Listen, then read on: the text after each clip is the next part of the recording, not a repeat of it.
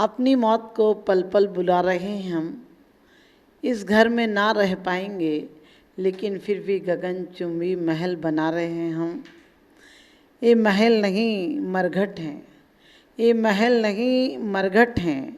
इसमें घट घट के प्राण निकलते हैं, इसमें घट घट के प्राण निकलते हैं। 4 दिन रहने की खातिर, 4 दिन रहने के खातिर महल को सजा रहे हैं हम लोग। 4 दिन रहने की खातिर महलों को सजा रहे हैं हम लोग। वास्तव में जितनी लगन से हम मकान को बनाते हैं, इतनी लगन से आत्मा के परिणामों को बनाने की कोशिश करें। जितना खर्च हम इस तन की सेवा में करते हैं, जितना खर्च, जितनी समय की वृद्धि कहें, समय का खर्च अपव्यय कहें, हम परिवारजनों के लिए करते हैं, जितना संबंधियों के लिए करते हैं, जितना सम्मान के लिए करते हैं, काश इतना स्वाभिमान के लिए कर लेते हैं। हर आदमी मौत से डरता है, मौत से भागता है, सोचता है किसी कारण से कि हम मौत से बच जाएं। और मौत से बचने के लिए या मौत के आगे कुछ करने के लिए हम बहुत सारे इंतजाम कर रहे हैं, लेकिन परमात्मा ने इतनी सुंदर जिंदगी दी है, उसके लिए हम कुछ नहीं कर रहे हैं। उसके लिए रोज़ मौत से बदतर जिंदगी जी रहे हैं, रोज़ से बदतर हालत हो जा रही है हमारी। लोग कहते हैं बच्चे का जन्म होता है, हमने कही तुम जन्म होने कहाँ देते हो, उसकी मौत तैयार कर देते हो, उस पर आकांक्षाओं की कवर में उसे डाल देते हो, उस पर लालसाओं का कवर उड़ा देते हो, उसे कफन उड़ा देते हो, उसे जीवन में जीने नहीं देते हो, उसे जीने का आनंद नहीं लेने देते हो। और जो जीने का आनंद नहीं ले पाया वो जी कर भी मर रहा है। रोज़ तन को सजा रहे हैं लोग, रोज़ आज मकान को सजा रहे हैं, रोज़ अपनी गाड़ियों को नहीं ला रहे हैं, रोज़ बड़े बड़ी पढ़ाइयों को करा रहे हैं, लेकिन फिर भी जीवन में शांति आई क्या? जिनके जीवन में शांति आ जाती है वो मौत को भी वरदान बना देते हैं, वो मौत को भी सुंदर श्रृंगार करा देते हैं, वो मौत से भी पार चले जाते हैं, वो मौत के बाद भी अमर हो जाते हैं। उनकी मूर्तियाँ, उनका नाम यहाँ परमात्मा के नाम पर दुनिया लेती है, उनका नाम लेने वाला यहाँ पुण्यात्मा कहलाता है। बाकी दौलत कमा कर तो बड़े बड़े सम्राट, बड़े बड़े बादशाह मर जाते हैं, लड़ते लड़ते मर जाते हैं वो भी। तुम भी क्या लड़ते लड़ते नहीं मर रहे हो? कभी कोर्ट केस लड़ रहे हो, कभी परिवार से लड़ रहे हो, कभी पत्नी से लड़ रहे हो, कभी भाई से लड़ रहे हो, कभी जगह के लिए लड़ रहे हो, कहीं पद के लिए लड़ रहे हो, कहीं प्रतिष्ठा के लिए लड़ रहे हो, कहीं अपने स्वार्थों के लिए लड़ रहे हो। तुम्हारे अनेक प्रकार के स्वार्थ हैं जिनके लिए तुम लड़ लड़ कर मर जाते हो, आखिर हाथ कुछ नहीं लगता है। हमारे जीवन में भी ऐसा ही हो रहा है। हमारे जीवन में हम एक तरफ तो भगवान का नाम लेते हैं, दूसरी तरफ बेकार के काम करते हैं। बेकार के काम का मतलब है जीवन को सता रहे हैं, जीवन को सड़ा रहे हैं।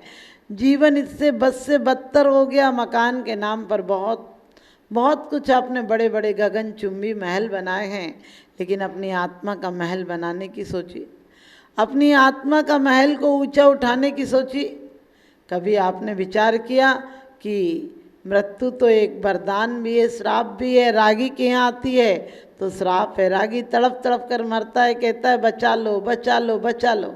मौत से आपको कोई बचा नहीं पाता है। जब भी मौत आती है तो आदमी हॉस्पिटल भागता है, जादू टोनों के पास भी भागता है, लेकिन कहते हैं बहु मंत्र तंत्र बहु होई, मरते न बचावे कोई।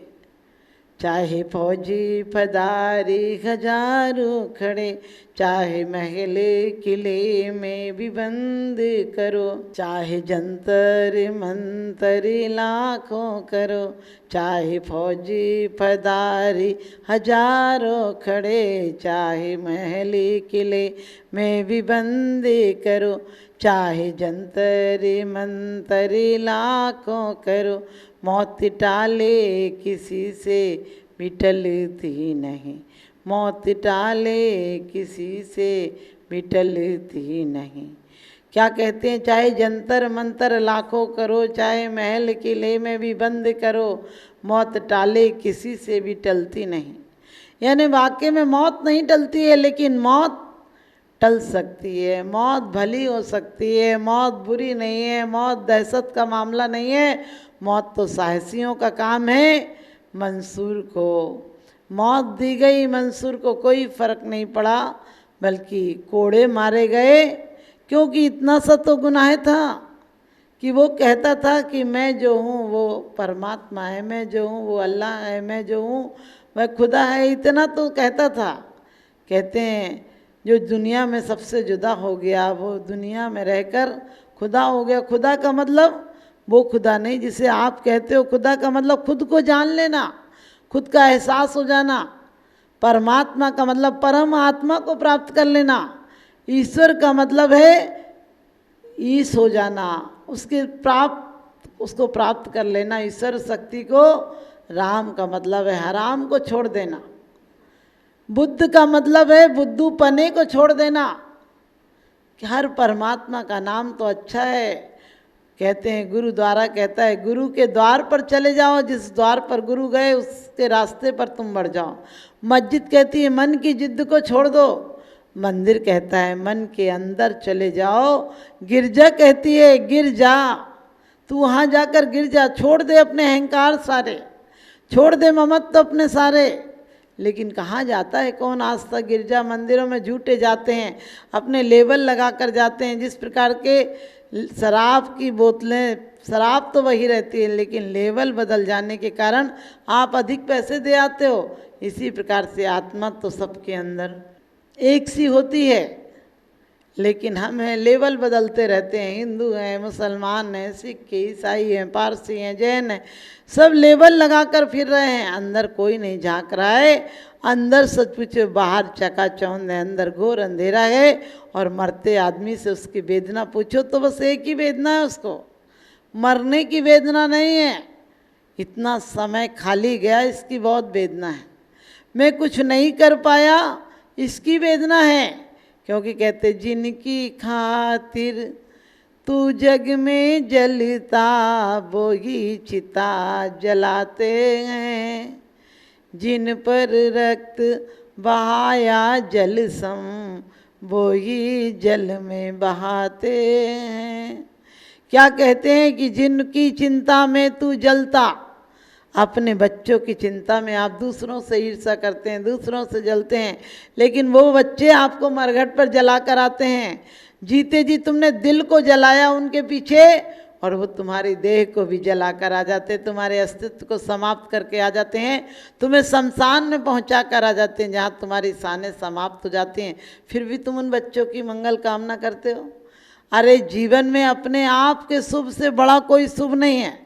जीवन में आत्म परिणामों को उत्थान करने से बड़ा कोई उत्थान नहीं है। महल बनाना है तो मन का महल सुंदर बनाओ। मन के महलों में मन के महल में कसाई का कचरा मत आने दो। मन के महल में पापों की दरार मत आने दो। मन के मंदिर में व्यसन वासनाओं के जीव जंतु मत आने दो। ईर्षा जलन मत आने दो। अपने बच्चों को सिखाना है तो किसी पर दया परोपकार करना सिखाओ, अहंकार मत सिखाओ। अहंकार क्या करता है? जीवन भर तड़पाता है कि मैं किसी से बड़ा हो जाऊं, मैं कुछ हो जाऊं, और जीवन भर तुम चिंता करते करते मर जाते हो। एक दिन तुम्हारी चिता जल जाती है और चिता जलाने वाले आकर वापस घर में ऐसे हो जाते हैं जैसे कुछ हुआ ही नहीं। 1 घंटे बाद सब नॉर्मल हो जाते हैं, पता ही नहीं चलता है कि इसके लिए रो रहे थे तुम, उसके लिए रो रहे थे या खुद के लिए रो रहे थे, पता ही नहीं चलता है। जिसके लिए रो रहे थे उसको कभी तुमने सत्पाथ नहीं दिखाया, उसके लिए तुमने कभी जीवन में संयम के मार्ग पर आगे चलना नहीं सिखाया। एक बुढ़ा बाप भी मर रहा था। बुढ़ा है तो मरेगा, बुढ़े के अलावा क्या करेगा?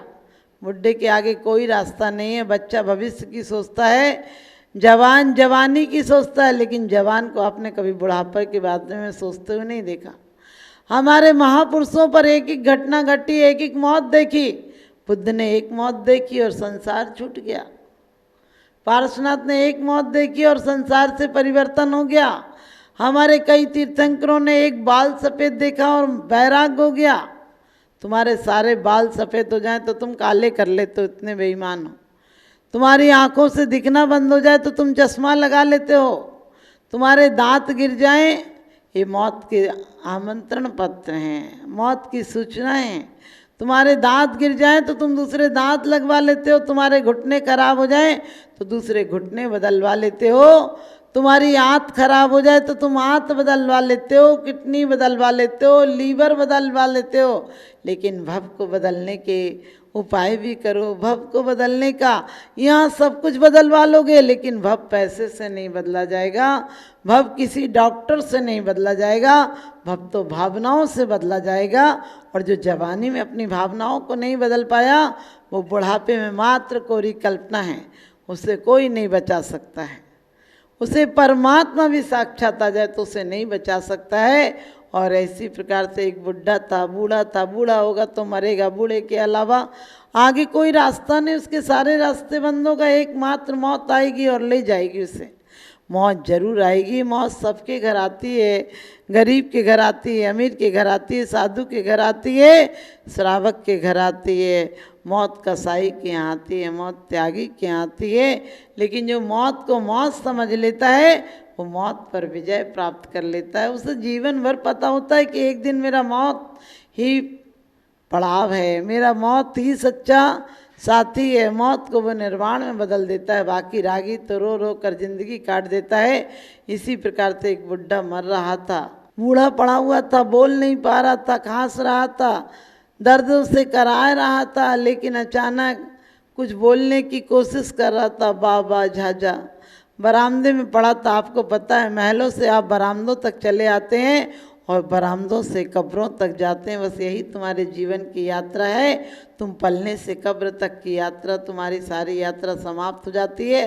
गोदी होती है, फिर पलना आता है और फिर खटिया आती है और सच पूछो शमशान की अर्थी आती है। और एक दिन लोग राम नाम सत्य है और सत्य बोले गत्य है। जिनने कभी सत्य नहीं सुनाया, सत्य समझा नहीं, वो सत्य क्या सुनाएंगे। सत्य तो जब सुना जाएगा जब अंतर में सुनने वाला रहेगा। तो उसी प्रकार से बुढ़ा कुछ बोल रहा था, बाबा झाझा बोल रहा था। बच्चों ने कहा कुछ बोल रहे हैं, लगता है कुछ बक्सा बताना चाह रहा है। आपको भी बाबा कोई बोले तो आपको बक्सा समझ में आएगा।